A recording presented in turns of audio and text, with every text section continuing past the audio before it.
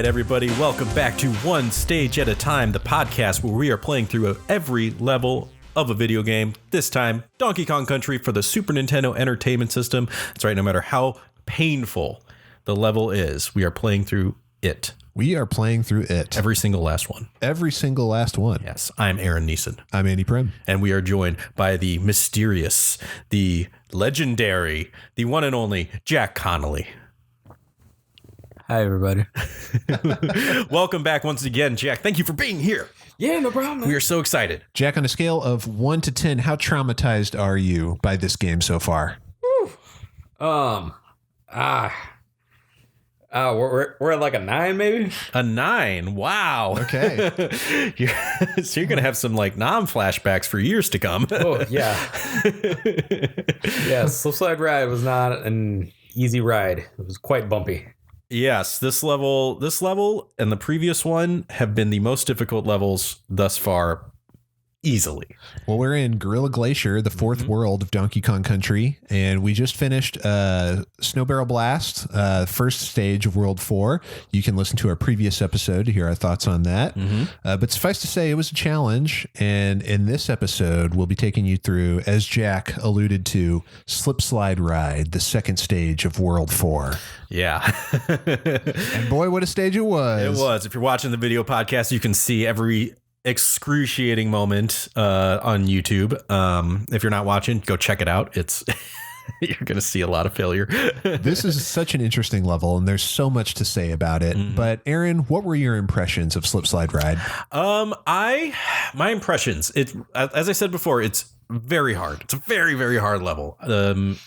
It's an apt name because this entire level is slipping and sliding up and down those ropes. They introduce a new mechanic in this level, the ropes, that you can't climb up and down. You can only slide down or get pulled up. Yeah, they're like a conveyor belt almost. Yeah, basically, and they're color coordinated. The blue ones take you down. Other way around. Blue ones take you up. Scratch that. Reverse it.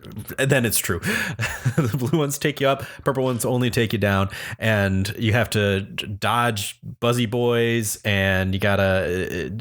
You have to avoid obstacles as it's happening, and it tempts you into getting bananas. And it's a hard level. It's a hard level. I gotta say, I liked it though.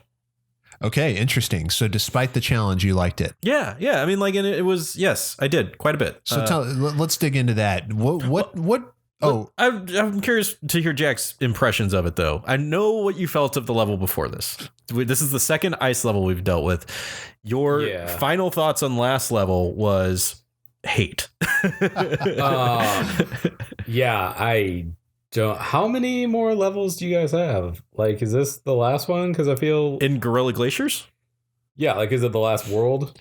No. Oh no, my friend. This is the fourth. This is the fourth one. There's 6 total, plus a kind of a 7th world, which is just the final boss. Right. Okay, because I feel like this one is really hard, and it's like near the top of the mountain on the island. So I thought maybe it's like towards the end. Second half. You could be forgiven for thinking that. Yeah. This is the start of the second half, and it's a major wall. Yeah. You keep bringing up like speed runs. I have no idea how those happen, especially with these last 2 levels, because it's like, oh, okay, well, there's like the next pad I should jump onto. You jump onto it, and then you start sliding down, and oh, here's 2 crocodile men. Yep. There are crocodile men all over the place. Yes. And that brings me to one thing, if I may. I don't know what you want to talk about next, but one thing that I didn't like about this level is there are a couple spots where you can't see what's about to come next.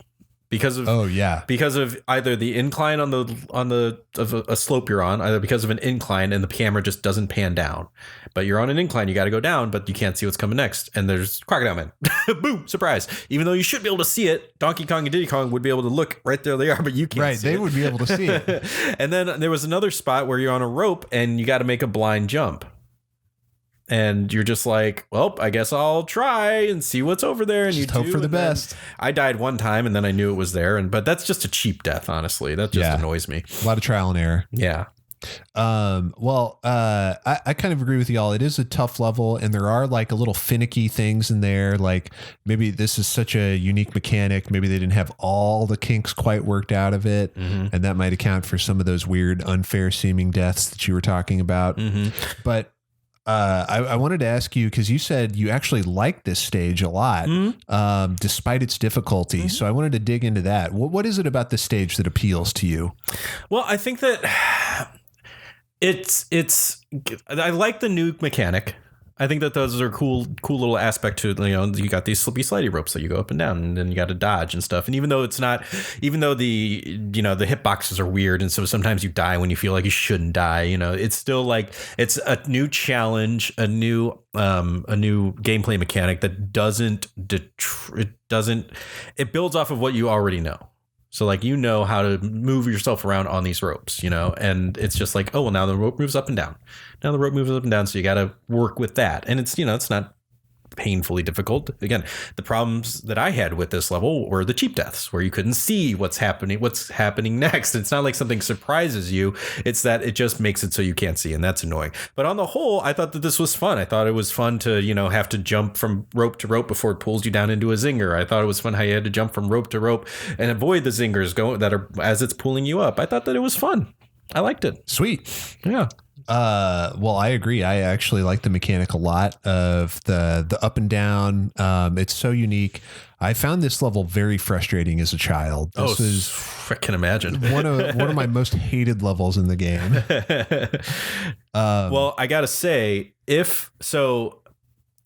haven't run into a save point yet. No, in this world. No, we haven't. So if you lose in this level, if you get a game over in this level, you don't get to start back in this level. You have to play all the way through the previous level too. Well, not even that. You would be sent back to before Clam Really? City. Yeah, because that's the last time we had a chance to save. I guess there's no... Well, okay, no, I guess we could save after Clam City, and then, but you would still have to fight Bumblebee Rumble again, and then do Snow Barrel Blast again just to get back here. Yeah, which I would be so livid. Like, and guess what? There's still 2 stages before the save point. Yeah, good. My God. World 4 is not playing around. Brutal. Jeez. It came out of nowhere and just like cut your legs out from under you. It's absurd. It's like if the previous enemies so far had been like, you know, throwing rocks at you and using slingshots, and then this one just comes out with an AK-47 and just mows you down. Pretty much. That's an apt comparison. I like it. No, oh my God, the difficulty that it just kicks it up to in this world. It is just spiked. Yeah. I mean, but like, it's all so like, I can't really fault it for upping the difficulty. We're now in the second half of the game. And it's all, so far, these 2 levels have all been stuff that we've been exposed to before, except for the ice. The ice is a little bit. The ice is new, yeah. But and the up and down ropes. Yeah, but we've dealt with ropes. We know ropes. We know how to climb them. We know how to, we know how Donkey Kong and Diddy Kong behave on them at this point. We've dealt with lots of barrels. Yep. Dealt with lots of zingers. This is all stuff that we've been exposed to before, and therefore are equipped to deal with it. You know, it's just taking it to the next level. And that's what a good game should do. Yeah, it should ramp up. It should teach you how to play. Yeah. And it's doing a good job. There are a couple levels that are just painfully difficult, and these 2 are one of them. But at the same time, you want your game to get harder. Jack, what would you say between Slip Slide Ride and Snow Barrel Blast? Which one was more difficult in your opinion? That's a hard choice, because like the last one, you mentioned to us beforehand going into Slipside Ride that we should listen to the music because it's good, and it is. A real banger. The last one, like I didn't even know there was music. It was that bad. Yeah. This one, it didn't enjoy playing it, but like watching someone else do it, like there was a lot to like. It was a cool design. The music was surprisingly awesome. Yeah. I would say the last level sucks a little more. That's a fair assessment. I totally agree, though. Like the aesthetic on this stage is very appealing. Yeah. And the track completely slaps. The track is called Ice Cave Chant, again by Evelyn Fisher. Well, Evelyn Novakovic now, but Nay Fisher. Is that how you say that? I think so. Nay. Yeah. I think it's Nay. Well, whatever the case may be, thank you, Evelyn, again for another banger. Yeah. Ice Cave Chant, I think one of the better tracks in the game. Yeah, I really liked it. A lot of the tracks, you pointed it out. I might have just been obsessed with the difficulty of the level as opposed to hearing music. After a little while, though, I was like obsessed again. It just phased it out. It'll happen. Yeah, it fades into the background. Yeah. As all good video game tunes should be able to do. Yes. You know, you don't want it to be too intrusive. Unless it's like Parappa the Rappa. Well, I guess so, yeah. When the point is that it's just really obnoxious music. Yeah. or once again, those awesome levels from Rayman. Oh, yeah. Where it's all timed to the music. Yeah. But Ice Cave Chant, one of the more melodic tracks in this game. A lot of the tracks are very ambient, without much melody or no melody, as the case may be. Yeah. But this one is like a really nice jammin' melody, really, really hummable. Yeah. Do it. Hum it for us, would you?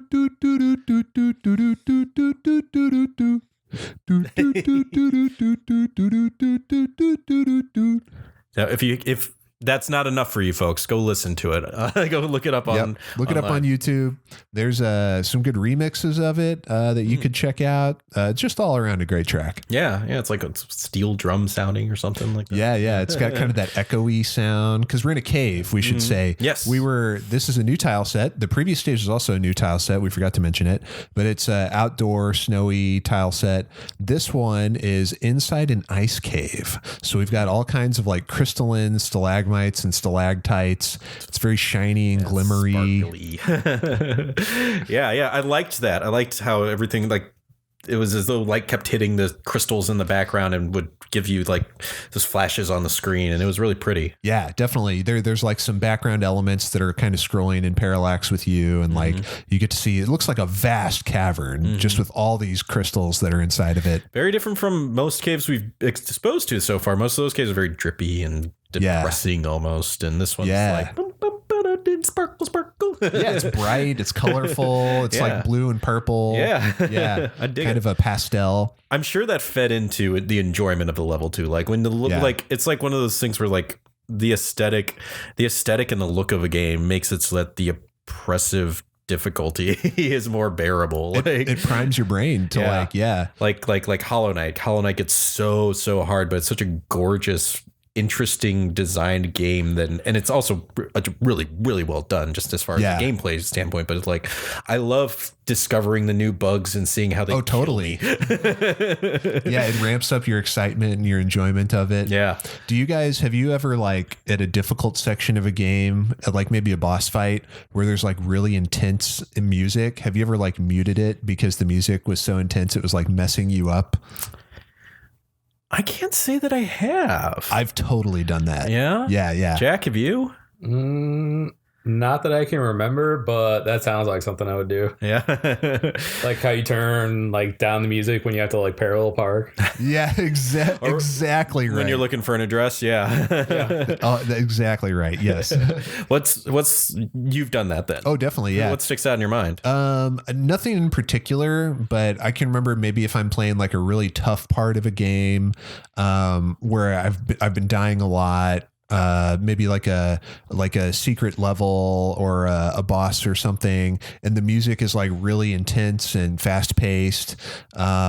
And it's like unnerving music, and it's supposed to set that tone because you're in a very difficult section. But it like has like a psychological impact. So sometimes I'll just mute the music, maybe put on something else, or maybe just have nothing. And then I can concentrate more because the music isn't like making my heart like pound out of my chest anymore. Yeah. I can only see myself doing that if it was like annoying. Like if it was an annoying track, then I might do that. But as far as, I don't know, like I guess I could sort of consider that part of the experience, like of that the game designers made for you, like having that music playing while you're facing this boss battle is supposed to give you some anxiety or give you an epic feel or whatever it is that it conveys to you. That I don't know. I don't know. I don't think that I ever really would unless again, it was annoying or just some like gross sound like I just didn't want to listen to anymore. Well, with all apologies to the designers or the music makers of various games who do such a wonderful job. Yeah, there are times when I will mute your soundtrack. He will. I won't. I love it. Aaron won't do it. Yeah, it's well done. Boys, I hope that you liked the Ice Cave tile set and the Ice Cave Chant track. I hope that you liked it a lot. It's coming because back. this is the last time we will ever see either of them. This is the first and only Ice Cave stage in this game. Huh. Yeah. Okay. Well, bon voyage. Yeah, I know. Kind of a bummer. Yeah, it is kind of a bummer. Again, but at the same time, like I while I enjoyed it, I now appreciate when game developers make brand new stuff for you every single time. Yeah. Or quite often. That's cool. I dig that. It is. Yeah. It's not recycling. You know, they clearly put a lot of resources into developing this stage and the music for it. So it's a shame that it only gets used once, but also, yeah, it's nice to have that variety. Yeah. It's just like, wow, now I'm in this place. This is fabulous and fantastic. Yeah, especially after analyzing Mario Brothers, which reuses the same tile set over and over and over again. Very different game systems, different times, full decade in between the two of them. Yeah. But yeah, no, I appreciate it now. Even though I come across one I like, I appreciate the new ones over and over. Yep. Again, David Attenborough would have a heart attack.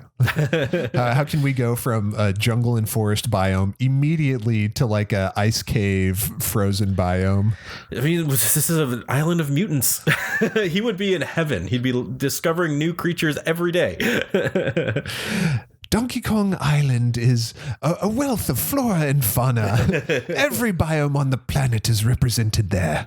Defying all laws of physics and nature as we know them. These 30-foot Kongs traipse about the island eating giant mutant bananas. Truly hell on earth.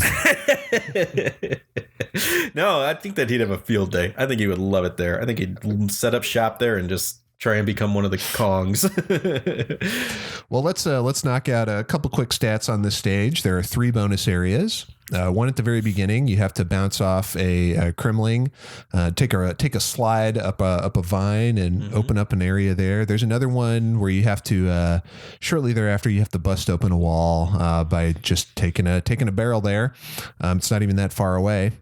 It's a little hard to get that barrel there, though. You have to get it and then jump over some zingers. Yeah. And then the third one is you had some trouble accessing the third one. You have to so it's a series of vines that are sliding up, and there's buzzy boys or buzzy girls, I suppose, at the top of them, and you have to jump to the right and then come back to the left. And the timing's tricky because there's zingers all around and you can't hit the ones above you or below you, but you still have to like jump off these auto sliding vines and slide straight up into the barrel. Yep. And when the hitboxes are a little dodgy, it's a little hard to be dodgy yourself. I wanted to call out the second bonus stage because it's one of those ones where the gold letters rotate around and you have to jump up and hit them to spell out Nintendo in this case. Yeah. Which is just kind of fun. I like that. Yeah, it's fun. Yeah. Oh, that's what it's spelled. Okay.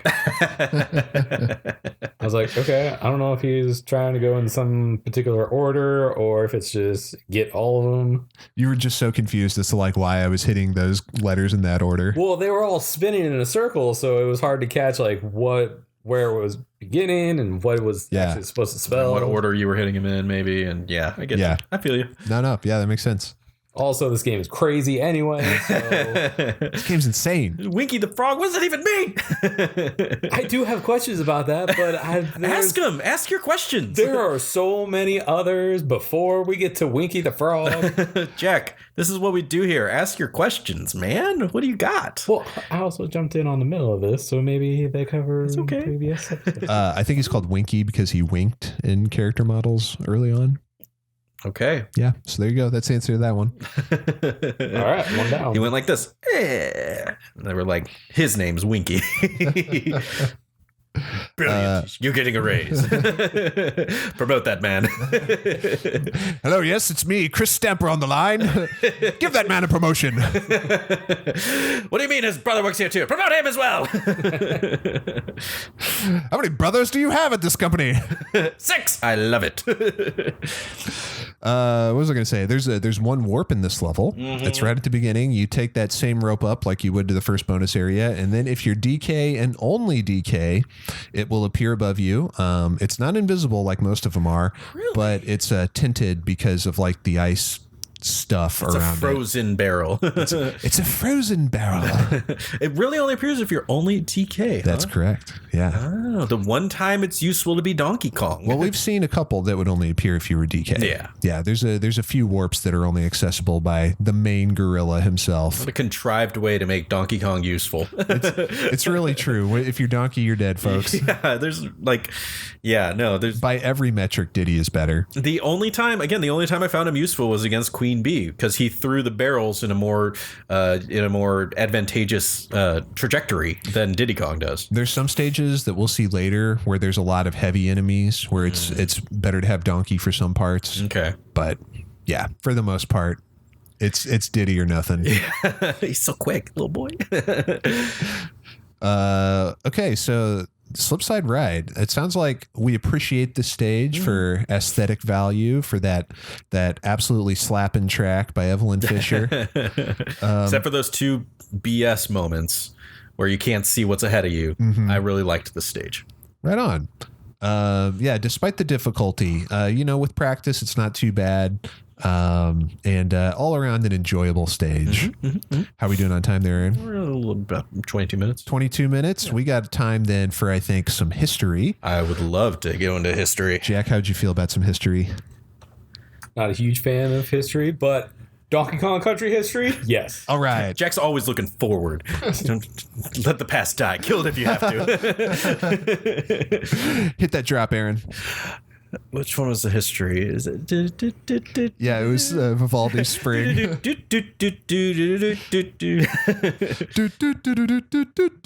No, what's the Masterpiece Theater one? Is that it? I don't know. I don't think so. I'm not even sure what's that one's called. It'll come to me later. If you think of it, go ahead and throw it in there. You not heard that one? I don't think I know that one. Oh man, did you ever watch Masterpiece Theater? Nah, I never really did. Oh, it's I great. didn't either. I watched Wishbone. I did not watch Masterpiece Theater. Wishbone was like Masterpiece Theater for kids. If Chiffon LeMay was here, though, she would definitely know what you were talking about. She should be here. She's a big fan of Masterpiece Theater. We'll get her back on one of these days. We'll get her back on. She's only been on the premiere or episode 4. Yeah. Yeah, I think so. She should come back sometime. We'll have a whole series just on Masterpiece Theater. Yes, the Masterpiece Theater podcast.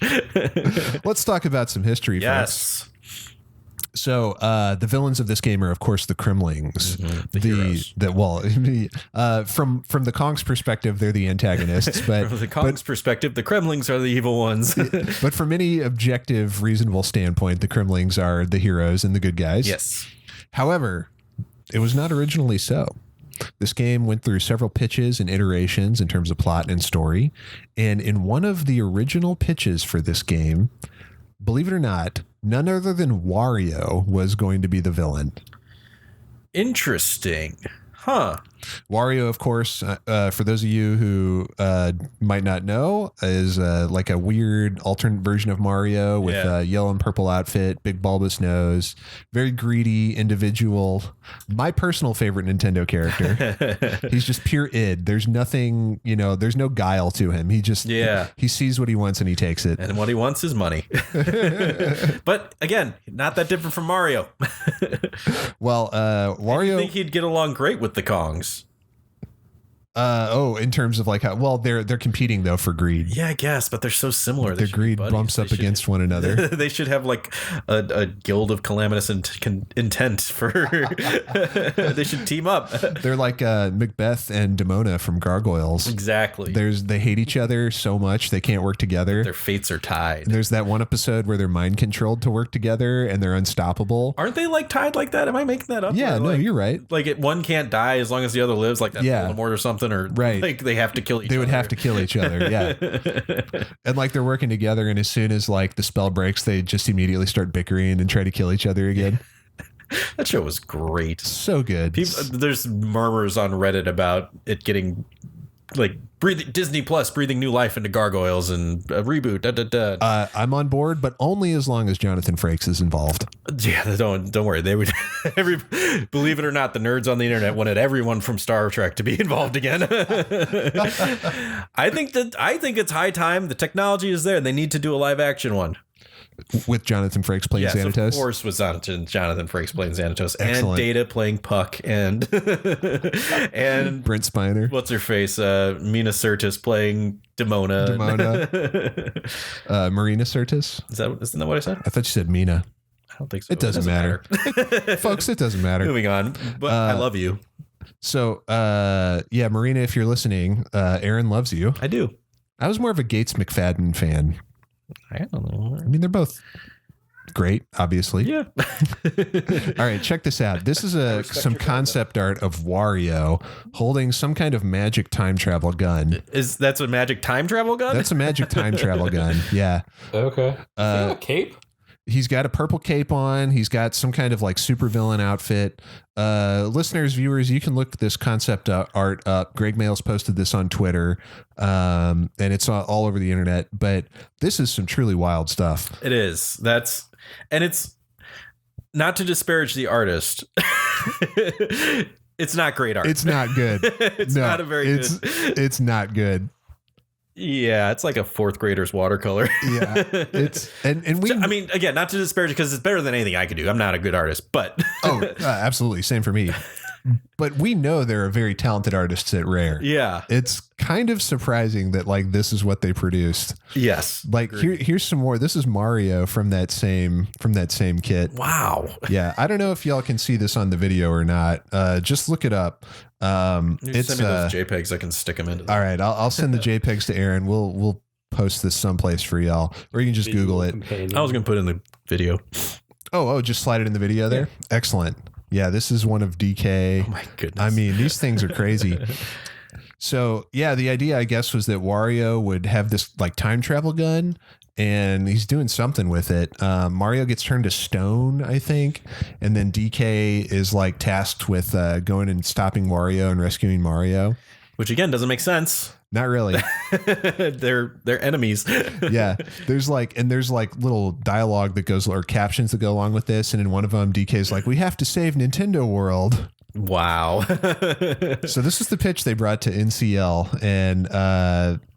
Mr. Nintendo Co. Limited. Okay. Nintendo of Japan. Gotcha. Mr. Miyamoto vetoed it. Rightfully so. Well, we don't know who vetoed it, but Nintendo suggested that maybe they go in a different direction.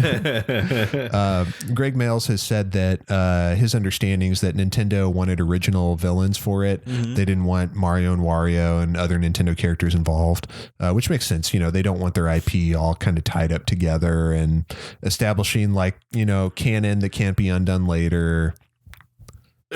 Which is strange to think of considering how they don't have canon. And also I get that it's being made by another company technically, but Donkey Kong is intrinsically tied to Mario. Like historically, yeah. Yeah. I mean, they very rarely cross over in their own games.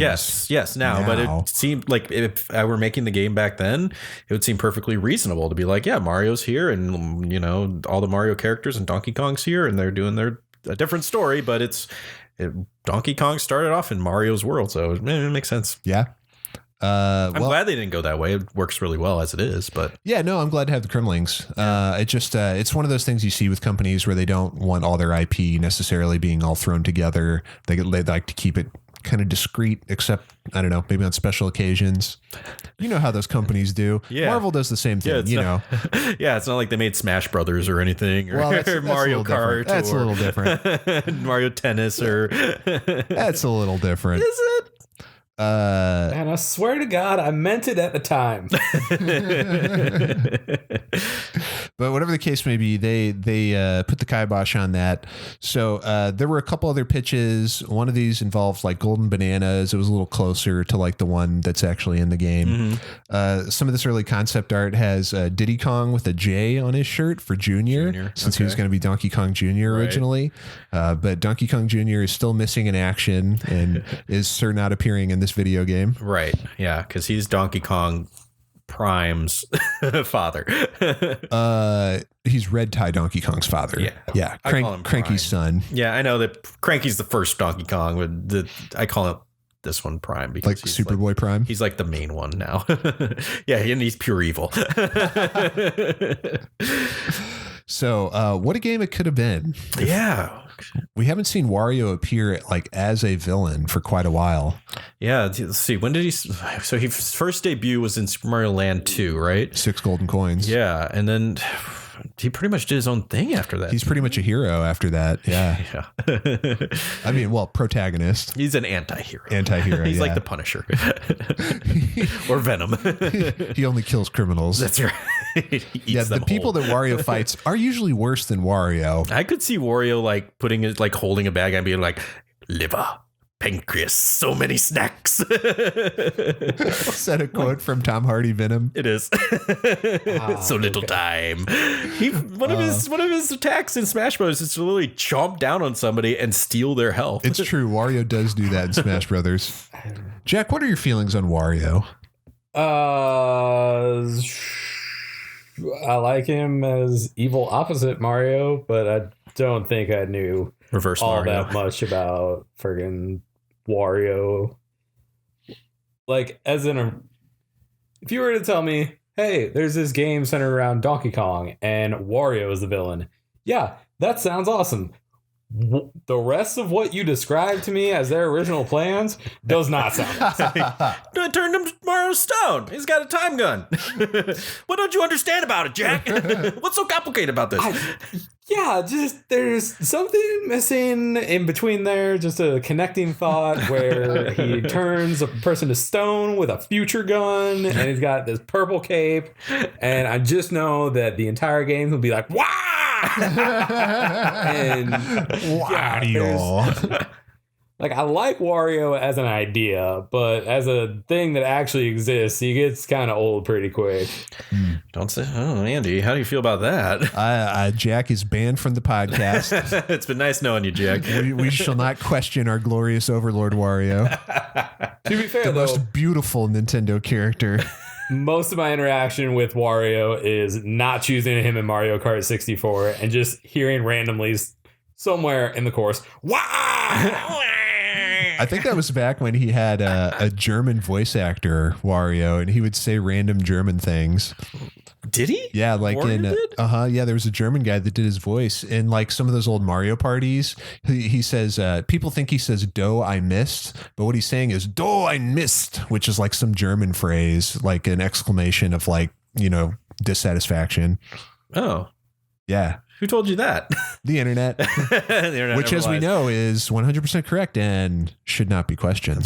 That's right. Fair enough. He says, instead of "do I missed," he's saying "do I missed," and it doesn't mean "do I missed." Right. Yeah. Gotcha. Yeah. That's exactly correct.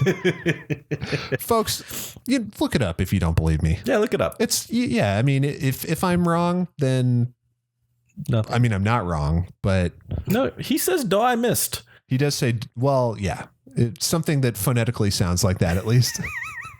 What are we even talking about? Aaron, cut all this. No, this is good. I like it. Cut all of this. Is there anything else we need to know about the history of Donkey Kong Country at this moment? No, I think we've covered it there, but we'll come back to it. There is one last thing I wanted to say. Okay. In the last episode, we mentioned Scribes, the now defunct Rareware Letters page. And yes. we mentioned that my friend Alex from Australia, I had found a letter that he had sent in there. He corresponded with Uncle Tusk. Corresponded with, Lee Loveday. The other one. It was the Scribes one. Right. I mean, Lee Loveday was also Uncle Tusk, but Sure. I found the letter and it had had to do with, interestingly enough, this stage, Slip Slide Ride. Oh. He said that he was playing it on the GBA version, and he noticed a weird texture. There was a cow sticking out of the wall in one part of the level, and Lee confirmed that this was the case, or at least the developer that Lee talked to did. Rare was obsessed with cows. They would put them in everything. They would just show up randomly in a lot of their different games and Conquer. On their website, there was a section called the Super Secret Bovine Bonus. Where if you clicked on the right thing, it would take you to a page of just cows, and it would just like moo at you, and that's all it was. Interesting. Video game developers have a thing for cows. Yeah. Like think about Earthworm Jim. Earthworm Jim, yeah. And then there's that secret World of Warcraft or Warcraft 3 cow level or something. I wouldn't know. Or Diablo. It's Diablo. There's like a Diablo secret level That sounds area. like something I might have heard of. Yeah. Yeah. You like, I don't know how you get there, but you get to like a cow hell or something. I don't know. It's weird. What's in cow? You know what? I don't even. Jack is sorry that he asked. It's one of those internet things I read and I was like, that's weird. I've never played Diablo. I want to. I've never played it. So I couldn't say, but so you went on the internet and read it, and probably on Reddit. Things went to hell. Okay, cow hell, yes. Obviously, yes. But that's cool. I think it was only for the GBA version. Yeah, only for the GBA version. Because I figured you would have stopped us and showed us. Oh, certainly. If there was a cow in this level, we would have seen it. That's cool. That's cool. Yeah. So thank you, Alex, for writing that letter about 20 years ago at this point. And thank you, Lee Loveday, for all the hours of entertainment you gave me as a child.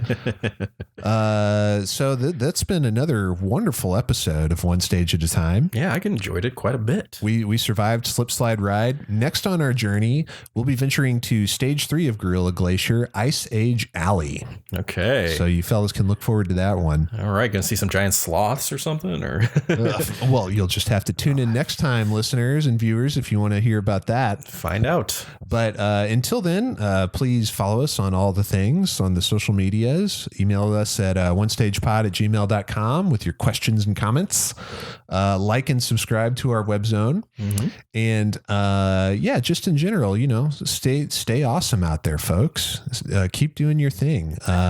It's getting cold outside, and it's cold here in this stage. So stay warm out there, folks. Stay frosty, my friends.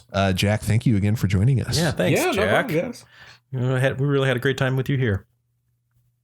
I enjoyed your company.